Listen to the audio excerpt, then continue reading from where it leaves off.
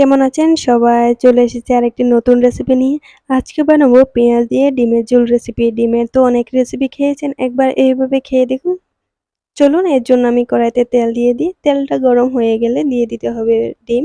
আমি ডিমগুলোকে সিদ্ধ করে নিয়েছি। আমি এখানে ২ টো ডিম ব্যবহার করেছি।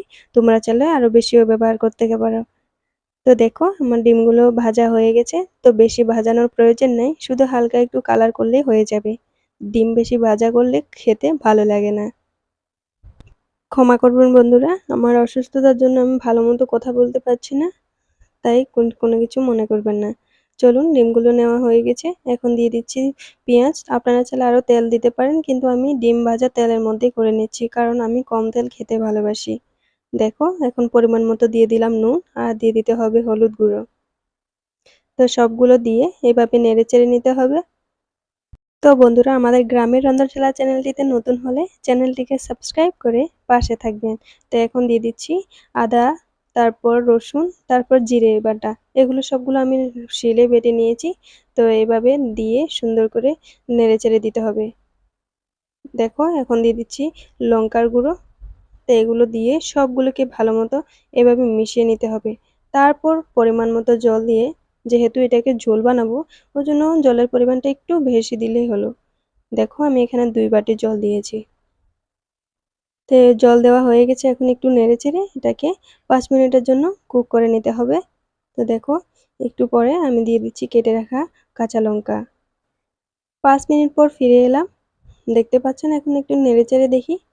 দেখো প্রায় একটু ঘন ঘন ভাব হয়ে গেছে। তো এখন দিয়ে দিতে হবে ওই যে ভেজে রাখা ডিমগুলো। ভেজে রাখা ডিমগুলোকে আমি দিয়ে দিচ্ছি। তো এটাকে দিয়ে একটু নেড়েচেড়ে আরো ২ মিনিটের মতো কুক করে নিতে হবে।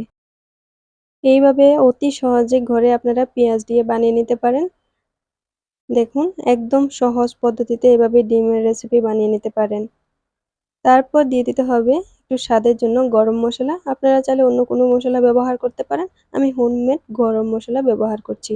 তারপরে মসলাগুলোকে দিয়ে একটু ভালোমতো এভাবে নেড়েচেড়ে নিতে হবে। দেখো আমি নেড়েচেড়ে নিচ্ছি। তো এভাবে ভালোমতো নেড়েচেড়ে নিলেই হলো। বাড়িতে কোনো আত্মীয়স্বজন আসলে হাতে কম সময় থাকলে আপনারা এই রেসিপিটি অবশ্যই ট্রাই করে দেখতে পারেন। একদম কম সময়ে এটিকে শুধুমাত্র পেঁয়াজ দিয়ে বানিয়ে নিতে পারেন। ২ মিনিট পর আমি ফিরে এলাম। দেখো একদম ঝোলটা ঘন হয়ে গেছে আর গরম মসলাটাও পুরো সিদ্ধ হয়ে গেছে। তো এখন গ্যাসের ফ্লেমটা অফ করে এটাকে নামিয়ে নিতে হবে। তো আপনাদের পরিবারকে এটা অবশ্যই বানিয়ে দিবেন। তো বন্ধুরা আজকের রেসিপিটা এটাই ছিল। কেমন লাগলো কমেন্টে অবশ্যই জানাবেন। ভালো লাগলে লাইক এন্ড শেয়ার করে দিবেন। ভালো থাকবেন।